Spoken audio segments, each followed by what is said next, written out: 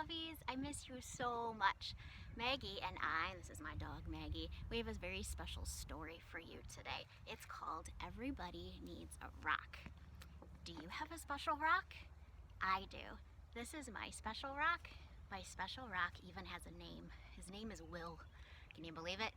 I was hiking up a trail in the Smoky Mountains all by myself, and the trail was really steep and long, and I wasn't sure if I was going to make it.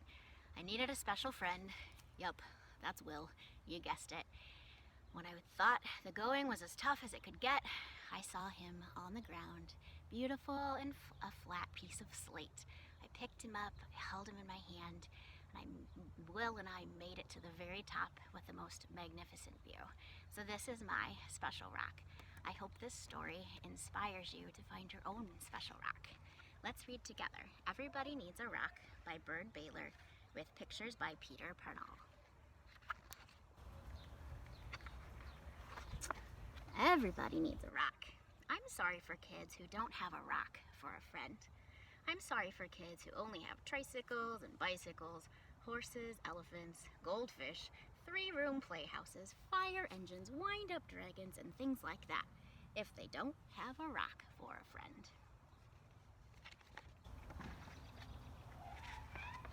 That's why I'm giving them my own 10 rules for finding a rock. Not just any rock, I mean a special rock that you find yourself and keep as long as, maybe forever. I think I'll keep Will forever. If somebody says, "What's so special about that rock?" don't even tell them. I don't. Nobody is supposed to know what's special about another person's rock. All right, here are the rules. Rule number 1. If you can, go to a mountain made out of nothing but 100 million small, shiny, beautiful, roundish rocks. But if you can't, any place will do, even an alley, even a sandy road. Rule number 2. When you are looking at rocks, don't let mothers or fathers or sisters or brothers or even best friends talk to you. You should choose a rock when everything is quiet. Don't let dogs bark at you or bees buzz at you. But if they do, don't worry. The worst thing you can do is to go rock hunting when you're worried. Rule number 3. Bend over. More. Even more. You may have to sit on the ground with your head almost touching the earth. You have to look at a rock right in the eye. Otherwise, don't blame me if you can't find a good one. Rule number 4. Don't get a rock that's too big. You'll always be sorry. It won't fit in your hand right, and it won't fit in your pocket. A rock as big as an apple is too big. A rock as big as a horse is much too big. Rule number 5. Don't choose a rock that's too small. It will only be easy to lose, or a mouse might eat it thinking that it's a seed. Believe me, that happened to a boy in the state of Arizona.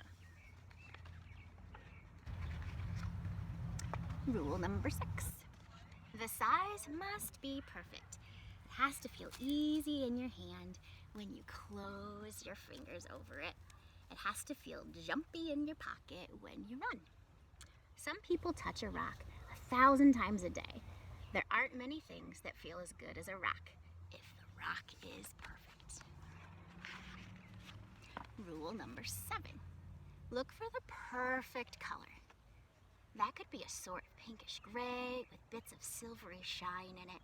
Some rocks that look brown are really other colors, but you only see them when you squint and when the sun is right. Another way to see colors is to dip your rock in a clear mountain stream if one is passing by. Rule number 8. The shape of the rock is up to you. There's a girl in Alaska who only likes flat rocks.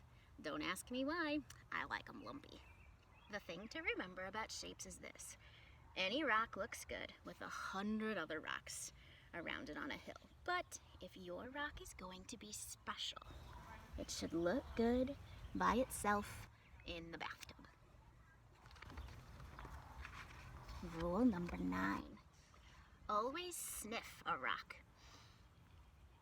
Rocks have their own smells. Some kids can tell by sniffing whether a rock came from the middle of the earth, or from an ocean, or from a mountain where wind and sun touched it every day for 1,000,000 years. You'll find out that grown-ups can't tell these things. Too bad for them. They just can't smell as well as kids can. Rule number 10.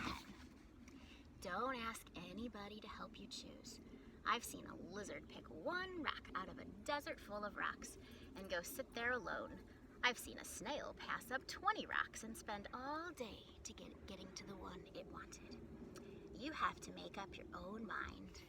You'll know. All right, that's the 10 rules. If you think of any more, write them down yourself. I'm going out to play a game that takes me and just one rock to play. I happen to have a rock here in my hand. I hope that story inspired you to go outside, go on a walk maybe, dig around in your own backyard, and find your special rock.